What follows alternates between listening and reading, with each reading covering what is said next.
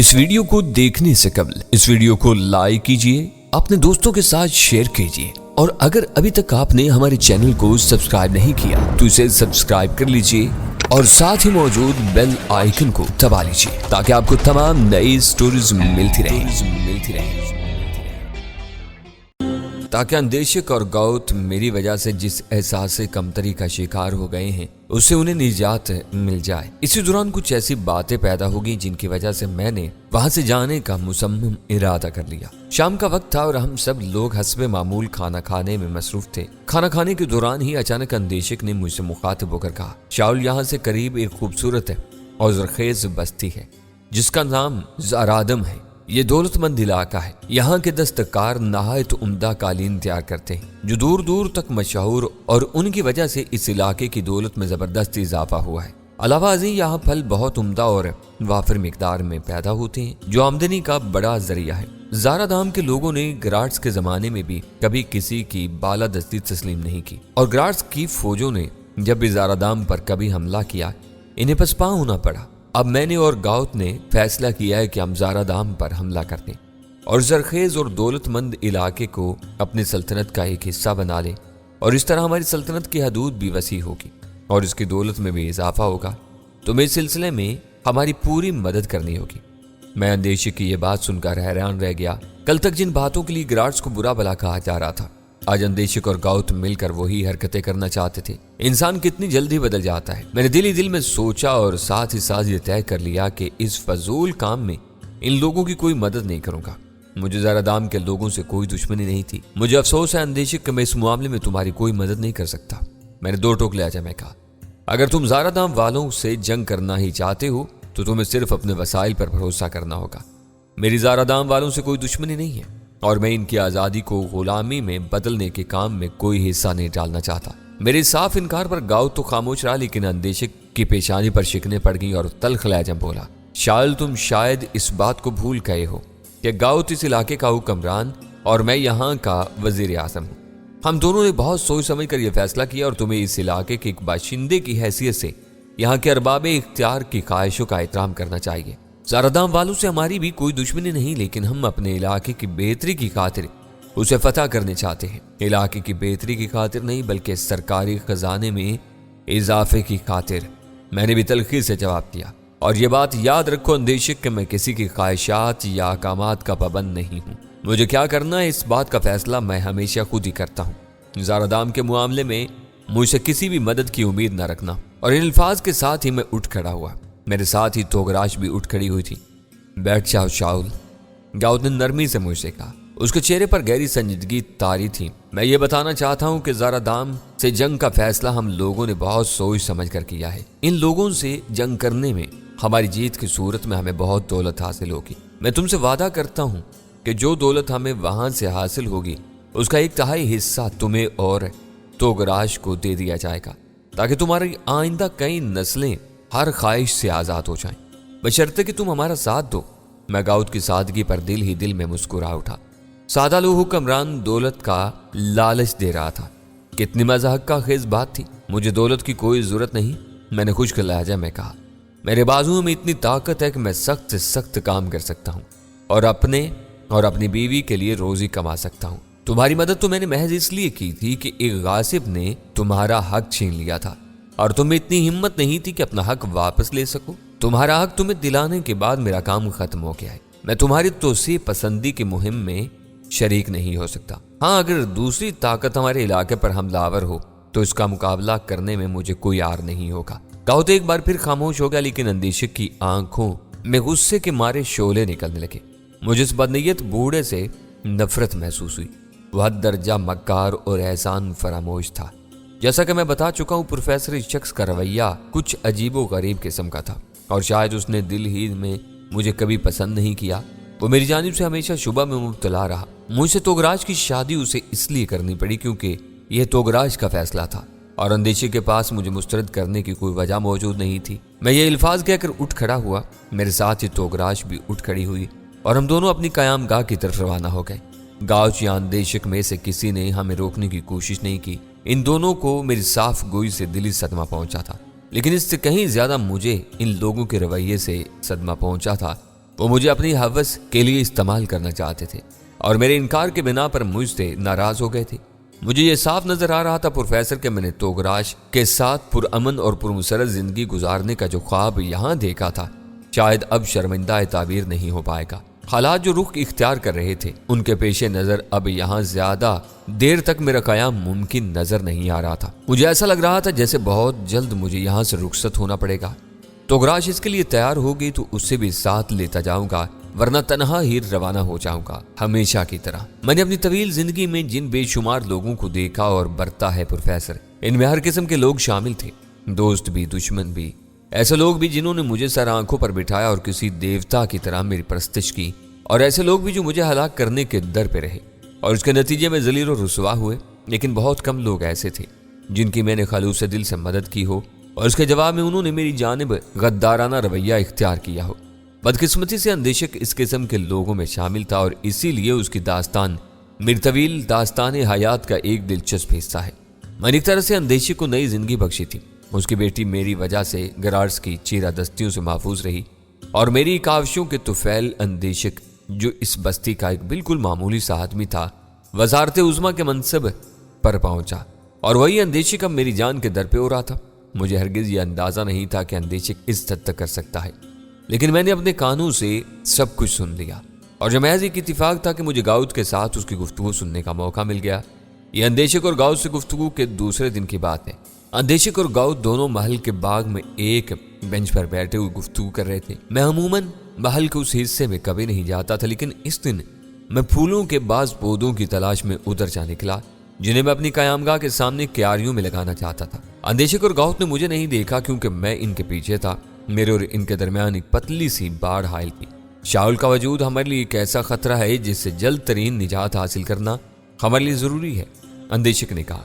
वो इस ममलिकत में रहते हुए भी यहाँ के हुक्मरानों की अतात करने के लिए तैयार नहीं है। इसका रवैया सरासर गुस्ताखाना है और वो सरकशी पर आमादा है। अगर उसका कोई इलाज नहीं किया गया तो कल वह हमारे और दूसरे लोगों पर हुक्म चलाएगा और फिर शायद हम मजबूर होंगे कि उसके हुक्म की पाबंदी करें। लेकिन शाउल हमारा मौसन है, गाउद ने नीम दिली के साथ कहा। हमें शाउल की तुफैली हुकूमत मिली। अगर वो खुद हुकूमत का ख्वाह होता तो उसे कोई नहीं रोक सकता था, लेकिन उसने गराड से हुकूमत छीन कर मेरे हवाले की है। अब अगर वो मजीद किसी मार्के में हमारा साथ नहीं देना चाहता तो हमें उसकी नीयत पर शक नहीं करना चाहिए। वो एक बहादुर आदमी है और मुझे यकीन है कि हमारे साथ गद्दारी नहीं करेगा। आदमी की नीयत बदलने में देर नहीं लगती, अंदेशक ने तल्ख लहजे में कहा। क्या तुम उस हकीकत से इनकार कर सकते हो कि शाउल गैर मामूली तौर पर ताकतवर इंसान है और वह तनहा एक अच्छी खासी तादाद को शिकस्त दे सकता है? कल अगर ये शख्स सरदारी का दावेदार बनकर उठ खड़ा हुआ तो तुम उसे कैसे रोक लोगे? फिर तुम इस बात से भी अच्छी तरह वाकिफ हो कि बस्ती के लोग उसे पूछने की हद तक चाहते हैं। वो अगर एक इशारा कर दे तो फिर सारी बस्ती के लोग उसके पीछे चल पड़ेंगे। क्या यह सूरत हाल तुम्हारे लिए तशवीश का बायस नहीं? भला तुम अपनी मुल्कत में एक ऐसे शख्स का वजूद किस तरह गवारा कर सकते हो जो तुमसे ज्यादा ताकतवर और हर दिल अजीज हो? इसका तो मतलब ये हुआ कि तुमने अपने आप को इस शख्स के रहमो करम पर छोड़ दिया है और वो शख्स जब चाहे तुम्हें हुकूमत से बेदखल कर सकता है। अंदेशे की इस मकाराना मंतक के आगे गाउद खामोश हो गया। थोड़ी देर खामोशी तारी रही, फिर गाउद बोला, लेकिन हम शाहुल से किस तरह निजात हासिल कर सकते हैं? जाहिर है वो खुद तो यहाँ से जाएगा नहीं, हम उसे कैसे मजबूर कर सकते हैं? मैंने ये कब कहा है कि हम उसे कहीं जाने के लिए मजबूर करें? बदनीयत बूढ़े ने कहा, मेरा मकसद तो ये है कि हम उससे हमेशा के लिए छुटकारा हासिल कर लें। तुम्हारा मतलब ये है कि हम उसे हलाक करा दें? गाउद ने पूछा। इसके अलावा और हम कर भी क्या सकते हैं? अंदेशक ने ढटाई से जवाब दिया। क्या तुम ये बात भूल गए हो कि तुम्हारी बेटी का शौहर भी है? गाउद ने पूछा। नहीं, मैं ये बात भूला नहीं हूँ, अंदेशक ने कहा, लेकिन मेरी बेटी के लिए कोई मसला नहीं है। शाउल के खात्मे के बाद हम उसकी कहीं और शादी कर देंगे। इस जैसी हसीन और सलीका शार लड़की के लिए अच्छे रिश्तों की कोई कमी नहीं है। और फिर मैं समझता हूँ कि तोगराज जैसी हसीन और दिलकश लड़की को तो मलका होना चाहिए था। अंदेशे के होंठों पर अयाराना मुस्कुराहट नमोतार होगी और उसने गहरी नजरों से गाउद की तरफ देखा। गाउद ने उसकी बात का फौरन ही कोई जवाब नहीं दिया। वो गहरी सोच में डूबा हुआ नजर आ रहा था। तुम्हारे ख्याल में हम शाउल से किस तरह निजात हासिल कर सकते हैं? गाउद ने पूछा। ये कोई मुश्किल काम नहीं है, अंदेशक ने एक खबीसाना मुस्कुराहट के साथ कहा। यह तो जाहिर है कि हम हथियारों के जरिए उस पर काबू नहीं पा सकते, क्योंकि ये शख्स न जाने कौन सी मिट्टी का बना हुआ है कि 30-30 आदमियों के मुकाबले में भी तनहा जीत जाता है। इसे हलाक करने के लिए हमें कोई ऐसा तरीका इख्तियार करना होगा कि उसे खबर ही ना हो और हमारा काम भी हो जाए। मेरे ज़हन में पूरा मंसूबा मौजूद है। آج سے ٹھیک 1 ہفتے بعد جشن ہونے والا ہے اور جشن کی رات شاول کی زندگی کی آخری رات ہوگی۔ میں خصوصی جام کا بندوبست کروں گا جس میں خوفناک اور ہلاکت خیز زہر شامل ہوگا۔ رکاسا جس کو پہلے ساری بات سمجھا دی جائے گی، یہ خصوصی جام شاول کو پیش کرے گی اور اس کے بعد اس کا قصہ ہمیشہ کے لیے پاک ہو جائے گا۔ میرے خیال میں یہ ایک عمدہ منصوبہ ہے، گاؤت نے کہا۔ میں خاموشی سے وہاں سے چلا آیا۔ اب مجھ میں کچھ اور سننے کی تاب نہیں تھی۔ اندیشی کی کمینگی اور گاؤت کی خود غرضی اور احسان فراموشی نے میرے دل کو سخت صدمہ پہنچایا تھا۔ میں یہ سوچ نہیں سکتا تھا کہ گاؤت جیسا شخص بھی اس حد تک گر سکتا ہے۔ میں نے اسی وقت فیصلہ کر لیا کہ ان لوگوں کو اس بات کا موقع نہیں دوں گا کہ وہ اپنے گھٹیا ہتھ کنڈے مجھ پر آزمائیں، اور جشن سے پہلے یہاں سے نکل جاؤں گا۔ چنانچہ اپنی قیام گاہ پر واپس آنے کے بعد میں نے توگراج کو وہ سب کچھ بتا دیا جو اپنے کانوں سے سنا تھا۔ نیز سے یہ بھی بتا دیا کہ میں اگر چاہوں تو ان سب لوگوں کو خوفناک سزا دے سکتا ہوں، لیکن میں ایسا کرنا نہیں چاہتا اور میں نے یہاں سے فوری طور پر چلے جانے کا فیصلہ کر لیا ہے۔ توگراج کو میری زبان سے یہ ساری باتیں سن کر کوئی خاص تعجب نہیں ہوا۔ اس نے پہلی بار مجھے یہ بات بتائی کہ اندیشک مسلسل میرے خلاف اس کے کان بھرتا رہتا ہے اور اندیشک کی دلی خواہش ہے کہ وہ اسے مجھ سے کسی طرح چھڑا کر گاؤت کی دلہن بنا دے۔ توگراج نے مجھ سے کہا کہ وہ اپنی زندگی کی آخری سانسوں تک میرا ساتھ نہیں چھوڑے گی اور جہاں بھی میں جاؤں گا وہ میرے ساتھ جائے گی۔ اس نے کہا کہ وہ میرے لیے ساری دنیا چھوڑ سکتی ہے۔ چنانچہ اسی رات میں اور توگراج سوار رفتار گھوڑوں پر بیٹھ کر خاموشی سے محل سے نکل گئے۔ اس بار مجھے سفر کا خصوصی اہتمام کرنا پڑا تھا کیونکہ میں تنہا نہیں تھا، میرے ساتھ توگراج بھی تھی جس کی انسانی احتیاجات کو نظر انداز نہیں کیا جا سکتا تھا۔ ہمارے پاس کھانے پینے کی اشیاء کا وافر ذخیرہ موجود تھا اور پینے کے لیے کئی مشکیزیں بھی ہم نے ساتھ لے لیے تھے۔ چاندنی رات اور موسم بے حد خوبصورت تھا۔ جلدی ہم وادی کے حدود سے بہت آگے نکل گئے۔ میں توگراج کے سوال کا کوئی خاطر خواہ جواب نہیں دے سکا تھا کہ ہماری منزل کہاں ہے۔ میں نے اسے بس اتنا بتایا کہ فی الحال ہمیں جہاں رہنے کا موقع ملے ہم رہ لیں گے۔ 3 دن کے سفر کے دوران کوئی آبادی نہیں ملی۔ ابھی ہمارے کھانے پینے کا کوئی ذخیرہ ہمارے پاس موجود تھا اور ویسے بھی مجھے اس کی زیادہ فکر نہیں تھی کیونکہ میں نے راستے میں کئی جگہوں پر کافی شکار مار لیا تھا۔ توگراج اس بات پر سخت حیران تھی کہ میں نے 3 دن کے دوران صرف ایک وقت تھوڑا سا کھانا کھایا تھا اور پانی تو میں نے ایک گھونٹ بھی نہیں پیا تھا۔ توگراج کے حیرت امیز استفسار پر میں نے اسے بتایا کہ میں کئی دن تک بغیر کھائے پیے رہ سکتا ہوں۔ چوتھے دن اچانک دوپہر کے بعد سے کھیتوں اور باغوں کا سلسلہ شروع ہو گیا۔ اس کا مطلب یہ تھا کہ اب ہم کسی آبادی کے قریب پہنچ گئے۔ کچھ دور جانے کے بعد مجھے ایک کھیت میں کام کرتے آدمی نظر آئے۔ ہم دونوں کو دیکھ کر وہ خود ہی ہمارے پاس آ گئے۔ ان کی زبانی مجھے معلوم ہوا کہ یہاں سے کچھ دوری پر ایک چھوٹا سا گاؤں ہے جس کا سردار کرشاسا نامی ایک شخص ہے۔ یہ سارے کھیت اور باغات اس کی ملکیت ہیں اور سارے گاؤں کے لوگ اس کے لیے کام کرتے ہیں۔ جب فصل اترتی ہے تو وہ ساری کی ساری کرشاسا اور اس کے خاندان والوں کی ملکیت ہوتی ہے۔ گاؤں کے کام کرنے والے لوگوں کو اس میں سے حصہ دے دیا جاتا ہے جس سے وہ اور ان کے گھر والے اگلی فصل تک گزارا کر سکے۔ ان لوگوں نے مجھے یہ بھی بتایا کہ اگر اس گاؤں میں یا اس کے آس پاس کہیں بھی قیام کرنا چاہتا ہوں تو مجھے اس کے لیے کرشاسا کی اجازت لینی پڑے گی اور اس گاؤں میں وہ یہاں رہنے کی اجازت اس شرط پر دے گا جب اس کے لیے کام کرنے پر میں تیار ہوں گا۔ ظاہر ہے پروفیسر کے کام میں لیے کوئی مسئلہ نہیں تھا۔ میں اگر چاہتا تو ممکن ہے اس گاؤں میں 1 منٹ بھی نہ ٹھہرتا اور آگے نکل جاتا، لیکن توگراج کو ساتھ لیے میں ایک غیر معینہ مدت تک ادھر ادھر بھٹک نہیں سکتا تھا۔ اس لیے میں نے سوچا کہ میں فی الحال اسی گاؤں میں قیام کروں۔ میں نے توگراج کی رائے پوچھی تو اس نے مجھ پر چھوڑ دیا۔ میں نے ان آدمیوں سے کرشاسا کے بارے میں پوچھا تو انہوں نے بتایا کہ وہ مجھے گاؤں ہی میں مل جائے گا۔ میں اور توگراج اپنے گھوڑوں پر سوار آگے بڑھ گئے۔ کھیتوں کا سلسلہ ایک چھوٹی سی بستی پر جا کر ختم ہو گیا۔ یہ 100-150 مکانوں پر مشتمل ایک چھوٹا سا گاؤں تھا جس کے زیادہ تر مکانات چھوٹے چھوٹے اور کچے یا نیم پختہ تھے، لیکن سارے مکانوں کے سامنے وسیع زمین پڑی ہوئی تھی۔ گاؤں کے وسط میں ایک بڑا اور 2 منزلہ پختہ مکان نظر آ رہا تھا جس کا احاطہ بہت دور تک چلا گیا تھا۔ میں نے اندازے سے سمجھ لیا کہ کرشاسا کا مکان یہی ہوگا۔ گاؤں کے زیادہ تر لوگ اس وقت اپنے اپنے گھروں سے باہر باغوں کھیتوں میں کام کر رہے تھے۔ پھر بھی بہت سے لوگ گاؤں کے اندر موجود تھے جو مختلف کاموں میں مصروف تھے۔ ہم دونوں کو دیکھ کر بہت سے لوگ جمع ہو گئے جن میں عورتوں کی بڑی تعداد تھی۔ میں نے اندازہ لگایا کہ شاید اس گاؤں میں اجنبی بہت کم آتے ہیں۔ میں لوگوں کو بتایا کہ ہم لوگ پردیسی مسافر ہیں اور کرشاسا سے ملنا چاہتے ہیں۔ انہوں نے گاؤں کے وسط میں موجود 2 منزلہ پختہ مکان کی طرف اشارہ کر کے بتایا کہ کرشاسا وہاں ملے گا۔ ہم دونوں اپنے گھوڑے دوڑاتے ہوئے اس وسیع مکان کے صدر دروازے پر پہنچ گئے جو اندر سے بند نہیں تھا۔ ہم دونوں اپنے گھوڑوں سے اترے اور میں نے دروازے پر ہاتھ مارا۔ دروازہ کھل گیا اور ہم دونوں اندر داخل ہو گئے۔ اندر گھستے ہی جو منظر ہم دونوں نے دیکھا وہ بڑا دہشتناک تھا۔ ایک شخص جس کے بدن پر صرف ایک لنگوٹی تھی لکڑی کی ٹکٹکی پر بندھا ہوا تھا اور اس کے منہ میں بھی کپڑا ٹھونس دیا گیا تھا تاکہ اس کی چیخیں نہ نکل سکیں۔ ایک بھاری بھرکم جلاد ایک لمبا سا کوڑا ہاتھ میں لیے ہوئے اس کے برابر کھڑا تھا اور اس شخص کی پیٹھ لہو لہان ہو رہی تھی۔ نہ جانے کتنے کوڑے اسے مارے جا چکے تھے۔ سامنے کرسی پر ایک نہایت فربا اندام اور دراز قد آدمی بیٹھا ہوا تھا۔ اس کا جسم کسی دیو کی طرح بھاری بھرکم تھا۔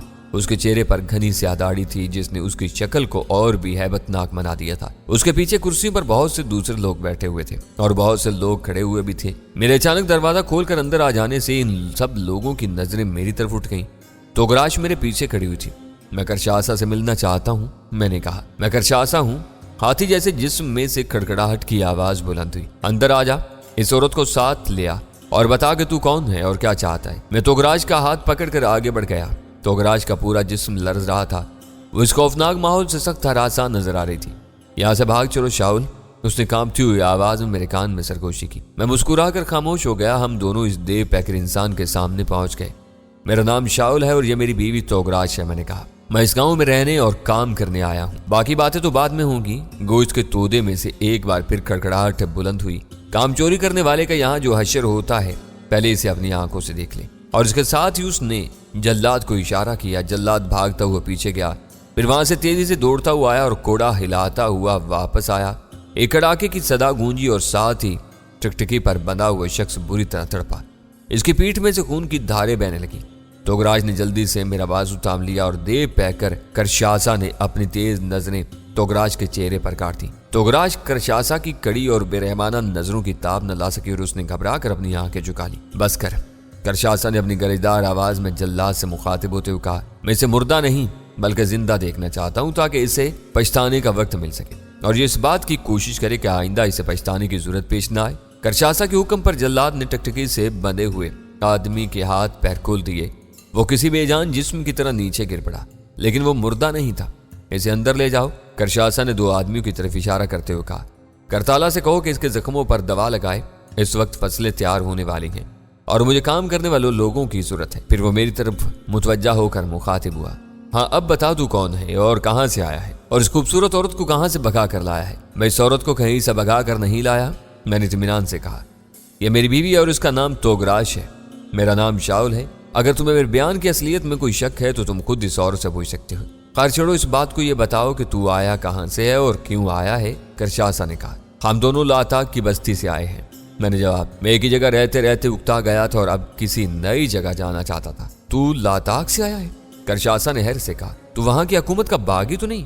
اگر ایسا ہے تو ہم تجھے پناہ نہیں دیں گے کیونکہ گاؤت کی فوجوں کا مقابلہ کرنے کی ہم میں ہمت نہیں ہے۔ میرا کسی حکومت سے کوئی تعلق نہیں، میں نے گول مول سا جواب دیا۔ میں تو کہ محنت مشقت کرنے والا آدمی ہوں۔ لاتاک میں بھی میں محنت کرتا تھا اور یہاں بھی محنت کروں گا۔ کیا کیا کام کر سکتا ہے؟ کرشاسا نے پوچھا۔ محنت مشقت والے سارے کام کر سکتا ہوں، خواہ ان کی نوعیت کچھ بھی ہو، میں نے کہا۔ ٹھیک ہے، کرشاسا نے کہا، پھر تو یہاں رہ سکتا ہے۔ فی الحال تو اور تیری عورت ہے کنرال کے مکان میں رہو گے۔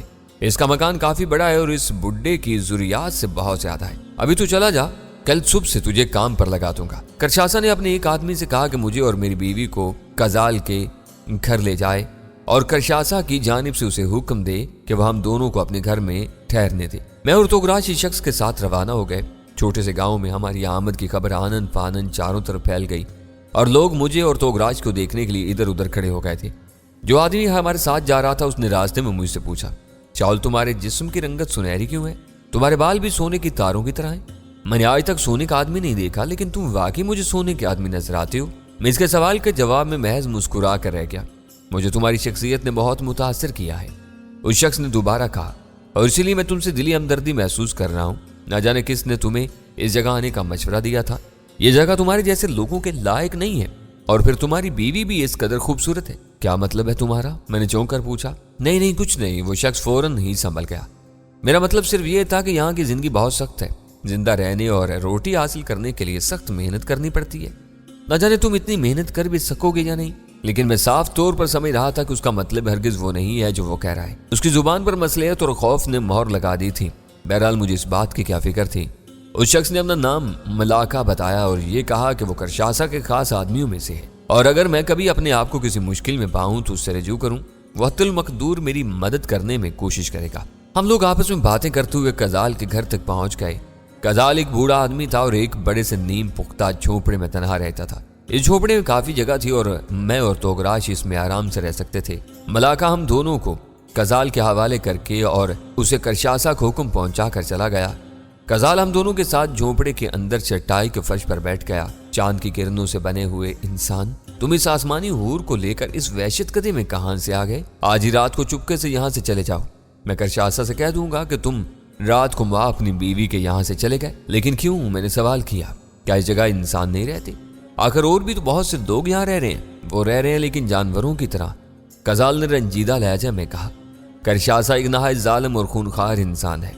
वो यहाँ के लोगों से जान तोड़ मुशक्कत लेता है और जब लहलाती हुई फसलें तैयार हो जाती हैं तो वो सब उसके कब्जे में चली जाती हैं। मेहनत करने वालों को सिर्फ इस कदर मिलता है जो बमुश्किल उनके और उनके बीवी बच्चों के गुजारे के लिए काफी होता है।